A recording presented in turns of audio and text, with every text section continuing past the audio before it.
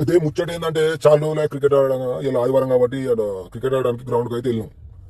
నేను మా టీం అన్నట్టు మా టీం అందరం పోయి కొంచెం క్రికెట్ ఆడుకున్నాం అన్నట్టు. మంది బాగా లేరు కాబట్టి మనిషికి ఒక 2 ఓవర్లు బ్యాటింగ్ ఆడదామని పట్టినాం. బాగా రోజులు ఆడక అప్పట్లో ఒకసారి టోర్నమెంట్ పెట్టినప్పుడు ఆడినామంటే ఆడలేదు. దగ్గర అయినా మంచిగా పోతాయి 6లు, ఒక 2-3 6లు బయట పడేసినాం. ఏమైందంటే ఇక ఆడిన తర్వాత అటు రిటర్న్ అయితే అయితే ఏంటంటే కరీంనగర్ ఒకటి మెయిన్ ప్రాబ్లం ఏంటంటే రైల్వే గేట్ పడి అందరు ప్రయాణికులు మస్తు ఇబ్బంది అవుతుంది. అన్న బండి సంజయ్ అన్న సెంట్రల్ మినిస్టర్ ఉన్నావు కానీ కొంచెం పనులు స్టార్ట్ చేసిరు, చేయలేదు కానీ కానీ కొంచెం తొందర అయ్యేటట్టు చూడండి. ఎందుకంటే ట్రాఫిక్లో తిరుగుడు ఒక ఎత్తు అవుతుంది, రైల్వే గేట్ దాటుడు ఒక ఎత్తు అవుతుంది.